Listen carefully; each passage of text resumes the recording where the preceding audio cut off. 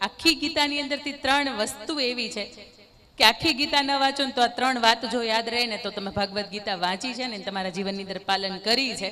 આ 3 વાત એવું જણાવે છે. સૌથી પહેલી વાત કે સ્વને ઓળખો. હું કોણ છું, હું કોનો દીકરો છું, હું કયા સમાજમાંથી આવું છું, મારી કિંમત શું છે, મારું મૂલ્ય શું છે.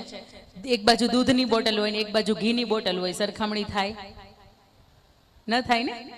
કારણ કે ઘીને ખબર છે કે હું ઘી છું અને પાણીને ખબર છે કે દૂધને ખબર છે કે હું દૂધ છું. સ્વને ઓળખો. બીજું કે તમે જે પણ જગ્યાએ છો ત્યાં શા માટે છો. ઘણી વખત આપણા પેરેન્ટ્સ આપણને ઘણી વખત બહાર ભણવા માટે મૂકે છે એટલે આપણને એવું લાગે કે આપણને દુનિયાની સ્વતંત્રતા મળી ગઈ, પણ તમે જે જગ્યાએ છો શા માટે છો. અને બીજું તમે જે કામ કરો છો એનું પરિણામ શું આવશે. મને એમ થાય કે કોકને ઝપાઝપી બોલાવી દેવી છે, એની ઝપાઝપી બોલાવી, આપણે ઝઘડો કરીએ, એનું પરિણામ શું આવે. વ્યસન કરીએ એનું પરિણામ શું આવે.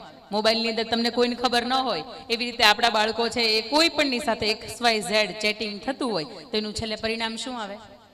એટલે જ્યારે પણ જે પણ કામ કરો તો સૌથી પહેલાં જે યાદ રાખજો, ભગવદ્ ગીતા એવું કહે છે કે હું કોણ છું, હું શા માટે અહીંયા છું, અને ત્રીજું કે મારા આ કાર્યથી પરિણામ શું આવશે.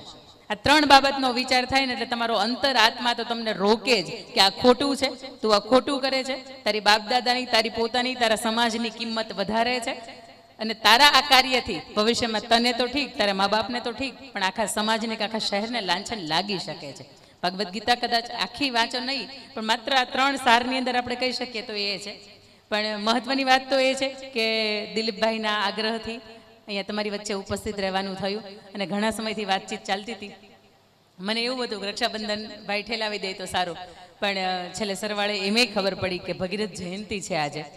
અને એ એવા વ્યક્તિ, આપણે એના વંશજો કે જે વ્યક્તિએ પવિત્ર ગંગા જેવી નદીને આ ધરતી ઉપર લાવવાનું અદ્ભુત કામ કર્યું છે. અને ઘણી વખત તમે કોઈ મહાન કામ કરો ને તો એક ટેગ લાગતો હોય કે ભગીરથ કાર્ય છે. આ ભગીરથ કાર્ય એટલા માટે લાગે છે કે એના જેવું વિશેષ કોઈ કામ ન કરી શકે. અને એ અહીંયા ધરતી પર આવ્યા, અફાટ પોતાના આખી દુનિયા કદાચ એની અંદર સમાઈ જાય, પણ ત્યારે ભગવાન શિવની એવી કૃપા થઈ કે પોતાના જટાની અંદર માં ગંગાને એણે પોતે સ્થાન આપ્યું. અને 2 આ શ્રાવણ મહિનાની અંદર, એમાં આ શ્રાવણ મહિનાનો 3જો સોમવાર, એટલે ખૂબ મજાના સંયોગ રચાયા છે.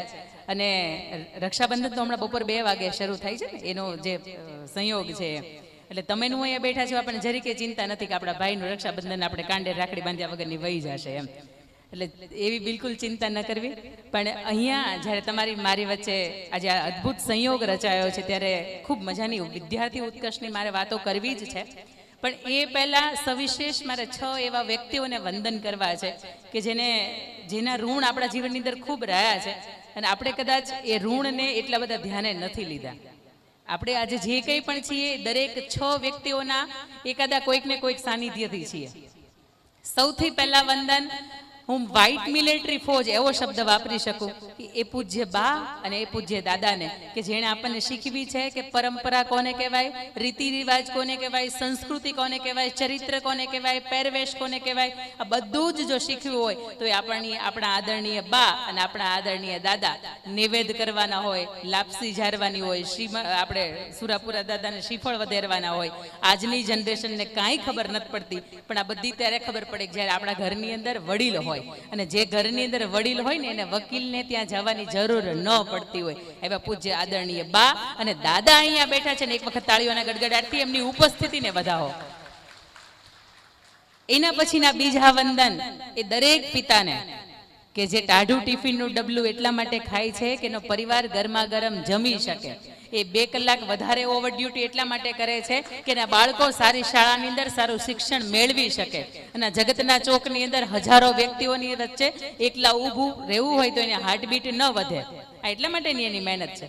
ત્રીજા વંદન એ દરેક માને કે સવારમાં 5 વાગે દરવાજો ખોલો ને હવે લગભગ કોઈકની જ ઘરે ભેંસો કે ગાયો રહી હશે, બાકી લગભગ દૂધ તૈયાર જ આવતું હશે અને નહીં તો બાળકો છે એ શાળાએ જતા હશે. તમે 5 કે 6 વાગે તમારો દરવાજો ખોલો ત્યારથી લઈને સાંજે દૂધ મેળવવાનું છેલ્લું કામ કરો છો ત્યાં સુધીમાં તમારો સંપૂર્ણ સમય તમારા મા બાપને, પરિવારને, પતિદેવને અને બાળકોને આપો છો. અને તમે તમારી પાસે ઘણી બધી ડિગ્રીઓ છે, હમણાં આજે જ હું ગઈ હતી, એ ઘરના પુત્રવધુ છે, BCA કરેલા છે, પણ છતાં એને એવું છે કે દિલીપભાઈને ત્યાં જ દીકરાના વહુ છે BCA છે, પણ એ દીકરીને એવું નથી થતું કે હું બહાર જઈને 5, 10, 15 હજારની નોકરી કરું. એને પહેલી પ્રાયોરિટી એવી આપી છે કે નહીં, મારા ઘરનું સાચવવું ને એ મારી પહેલી જવાબદારીમાં આવે છે. આવી માતાઓ અહીંયા બેઠી છે, એવી માતૃશક્તિઓ અહીંયા ઉપસ્થિત છે, ત્યારે અમને ખરેખર વિશેષ મારા વંદન થઈ જાય. અને એના પછીના ચોથા વંદન આજના યુવાધનને. યુવાધન છે ને રાષ્ટ્રની સંપત્તિ છે, અને યુવાધન એટલે એમાં દીકરાઓ આવે ને એમાં દીકરીઓ આવે. એવા દીકરાઓ કે જેને વ્યસનના માર્ગે હજી નથી વળ્યા, અને નથી વળ્યા ને તો વળતાય નહીં, આખી જિંદગીમાં મજા નથી. અને એવી દીકરીઓ કે જેણે પોતાના નામ ઉપર આખા સમાજની કે કુટુંબની કે મા બાપની પ્રતિષ્ઠા છે ઉજાળી છે. એક પણ કામ એવું નથી કર્યું કે જેના લીધે મા બાપને નીચું જોવું પડે. એક પણ કામ એવું નથી કર્યું કે સમાજ એની ઉપર આંગળી ઉઠાડે. આવા અહીંયા દીકરાઓ અને દીકરીઓ બેઠા છે, ત્યારે એમને પણ મારા સવિશેષ વંદન. પાંચમા વંદન દાતાશ્રીઓને. દિલીપભાઈ, આવું કામ ન થાય દાતાશ્રીઓ ન હોય તો. અને દાતાશ્રીઓ લગભગ આપણને બે રીતના મળતા હોય. એક એવા દાતા મળતા હોય કે નામ લખાવીને ભાગી જાય, એને તમે વર્ષ ગોતવા જાવ તો મળે નહીં, અહીંથી નીકળવાના હોય તો ઓલી બાજુથી નીકળી જાય.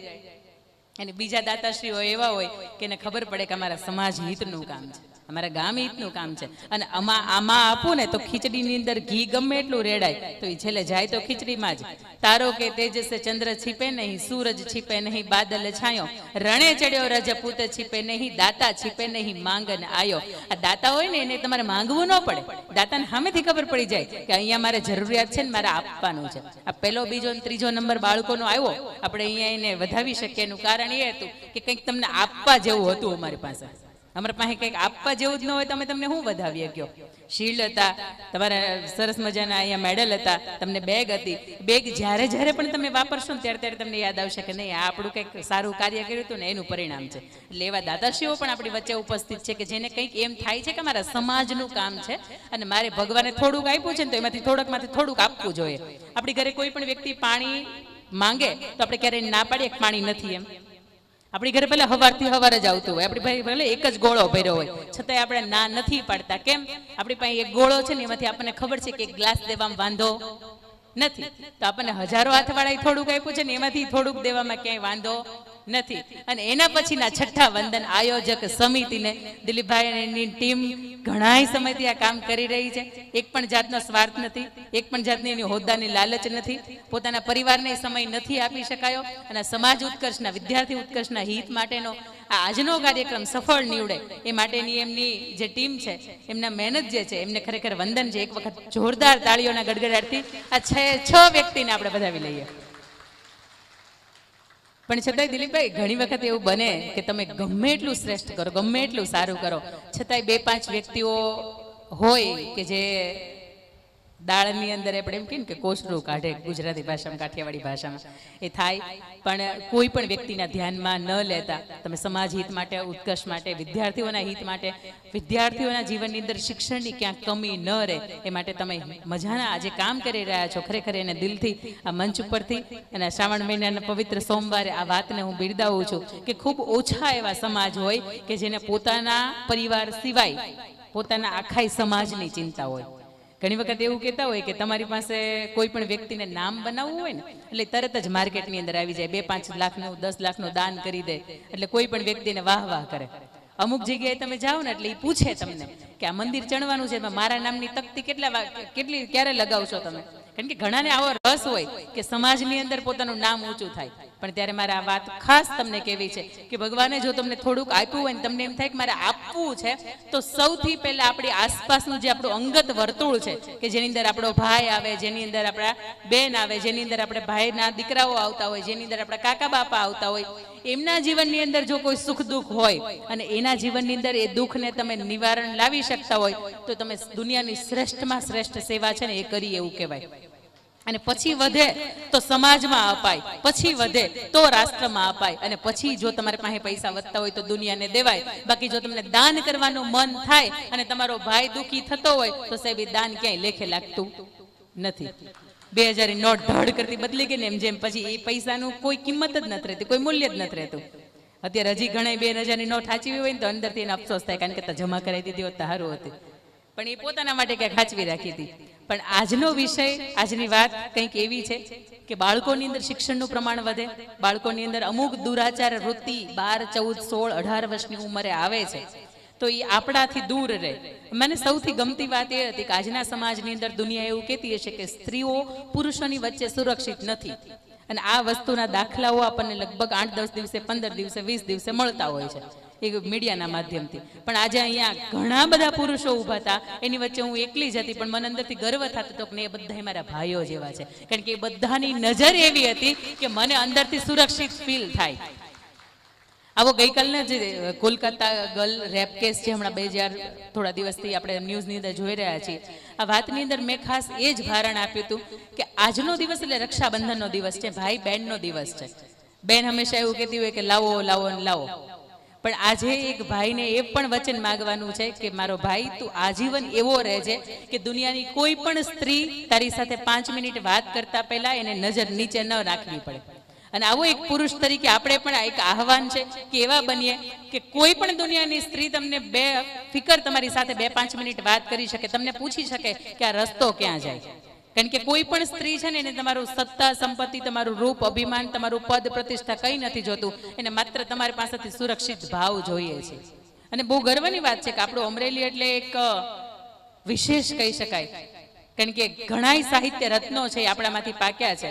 અને વિશ્વ ફલક ઉપર મેઘાણી હોય, રમેશ પારેખ હોય, એ બધાએ કીધું છે કે સાહિત્યનો રંગ કોને કહેવાય, અમારો અમરેલી કોને કહેવાય, અમારો ગીર વિસ્તાર કોને કહેવાય. પણ એમાંથી જ્યારે ઉછરીને આજે ઘણી બધા મંચ ઉપર જવાનું થતું હોય ત્યારે સમજાય કે નહીં, આ કાઠિયાવાડની કિંમત દુનિયા માટે કેટલી છે. પણ તમે ને હું જ્યારે એના સંતાનો છીએ ત્યારે